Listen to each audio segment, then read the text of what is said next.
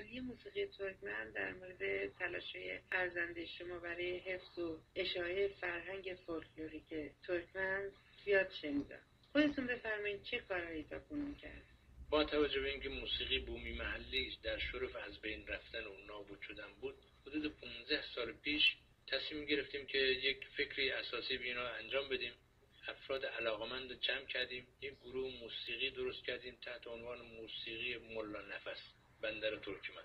10 سال پیش گروه ما سرسامان گرفت، در جشنواره‌های مختلف شروع کردیم به شرکت کردن. این گروه شامل چیه؟ تو این گروه هم نوازنده نی هست، هم زنبورک نوازی هست، هم دوتار نوازی هست، هم ذکر خنجر هست. بعد یک گروه کنارش لعله هودی هم درست کردیم که اونم هم لعله خانی هم هودی خانی. در کنارش تئاتر آیینی سنتی هم درست کردیم. این دو تا رو با هم تلفیقش کردیم. زنا آوردنشون تو صحنه مشکل بود. از نظر سنت‌ها، باورها، آداب، رسوم زنا انجام نمیدادن که بعضی هنر به دنبال هنر بره، موسیقی بره، تئاتر بره. اول از خودمون شروع کردیم.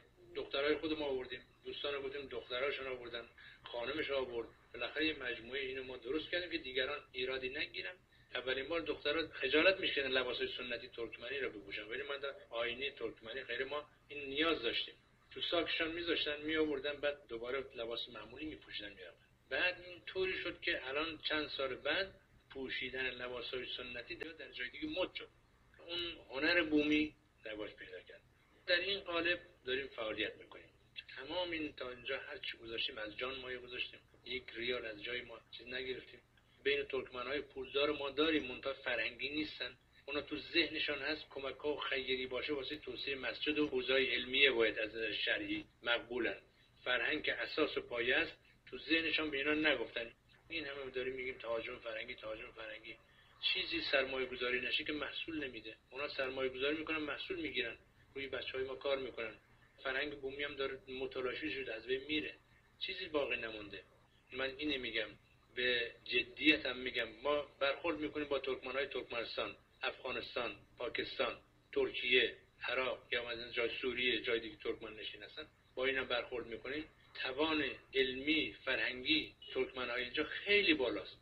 دانش و فهم و اطلاعاتشون خیلی. در شوروی یک 70 سال بسته نگه داشتن، چیز خاصی بهشون دادن. هیچ اطلاعاتی از جهان خارج ندارن. من الان تماما هیچ موضوعی در مورد فرهنگ ترکمن نیست کار نکرده باشم. علاقه دارم، عشق دارم، کار کردم. تمام کشورهای آسیای مرکزی تا چین رفتم، کار کردم، جمع کردم. هنوزم جمع میکنم. هیچ چیز. همه بچهای ما، نسل ما با این فرهنگ بیگانه شدن. اگه امکانات در اختیار ما قرار بگیره، یه مقدار ما بنیه مالی ما تقویت بشه، ما دنبال سود و کسب و از این چیزا نیستیم.